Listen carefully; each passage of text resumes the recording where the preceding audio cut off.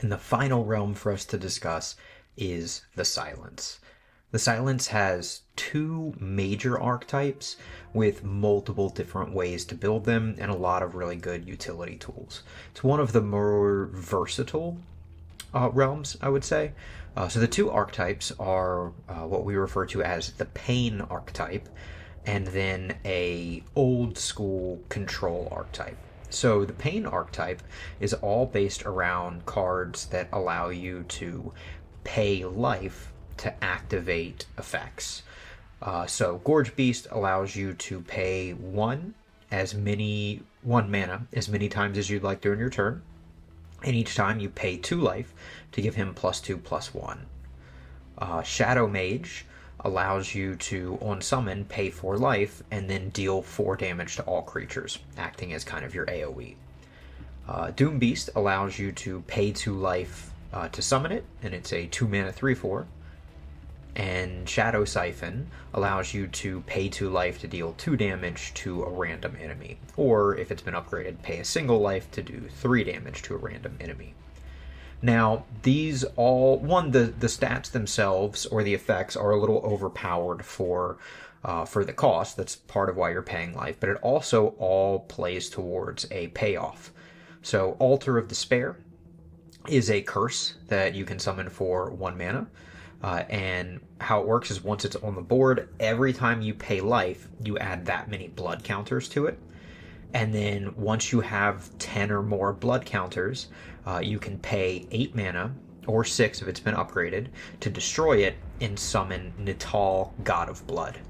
Natal, God of Blood, is extremely powerful. He is a 8/8, and his effect is whenever your opponent plays a card, they have to pay life equal to its cost. So the idea is to get this out as soon as possible, get your blood counter stacked up. As soon as you have enough mana, summon Natal, and then try to kind of lock your opponent out of the game.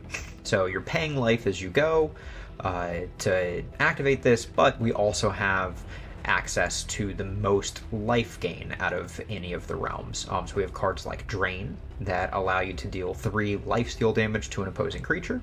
So lifesteal just does kind of what it sounds like. You deal that damage and you gain that much life yourself.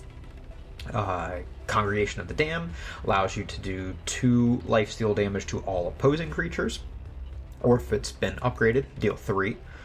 Shield of the Damned, at the end of each of your turns, it will deal 1 lifesteal damage to an opposing creature, but if your opponent's board is empty, it gets destroyed. And the fun thing to do is to stack these, to upgrade this early in your run, get 2 or 3 of these down, and then you're dealing, 6 lifesteal damage at the end of each of your turn, gaining back the life you paid, and keeping your opponent's board pretty clear. And then Shadow Amulet is our relic for the Silence. You pay a life at the start of each turn while it's counting down, but once the countdown hits 0, you destroy it and it'll deal 6 lifesteal damage directly to the opponent. Mistwalker is our major bystander, and his on-death effect is you receive an emblem, and then for the rest of the game, the first time you pay life each turn, you deal 1 lifesteal damage to the opponent, and that stacks. So if you get 2 or 3 of these killed off, first time you pay life, you'll deal 2 or 3 lifesteal damage directly to the opponent. So that's kind of the paying life archetype. There's some other support cards, Burden of Knowledge, pay 2 life, draw 2 cards for 2 mana. But then we also have the control aspect of the Silence. So we have cards like Blood Siphon that start of turn will deal 2 lifesteal damage to your opponent. Blood Patriarch, you double the healing for all of your lifesteal damage as long as it's on the board, and that stacks. If you get a couple of these on the board, your lifesteal damage doubles multiple times. We have discard effects, so Shadow Puppet on death will force your opponent to discard a random card. Shadow Fiend on death will summon a Shadow Puppet. Let's see. Sanity Slips. It's a spell for 2 mana that will force your opponent to discard a card. Kind of a blend of the 2 archetypes. Blood Pact. You have to pay 4 life, but your opponent discards 3 random cards, which is very powerful. And then one of the major payoff cards for the control archetype is Embrace the Silence, which kind of breaks one of the mechanics of the game. So, as you know, each round your sanity counts down. That's how you gain additional mana. And then once sanity hits 0, the game ends, and whoever has more life wins if somebody doesn't get knocked out prior to that.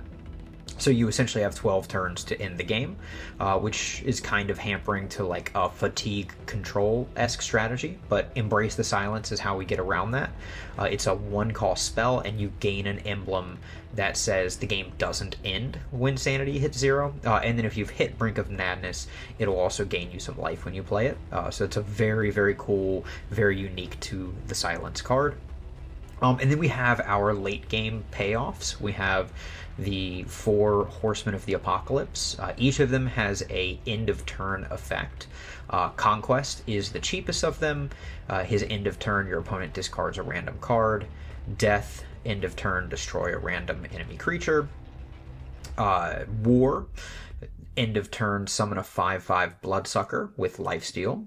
And finally, Famine, end of turn, deal 5 damage directly, or lifesteal damage directly to your opponent. So there's a lot of different ways to build the Silence. It's all kind of between paying life and then using lifesteal-esque effects to keep yourself in the game, and control style strategies. So it is very fun. It can be a high risk, high reward realm. But yeah, that's just a quick overview of the major archetypes it supports.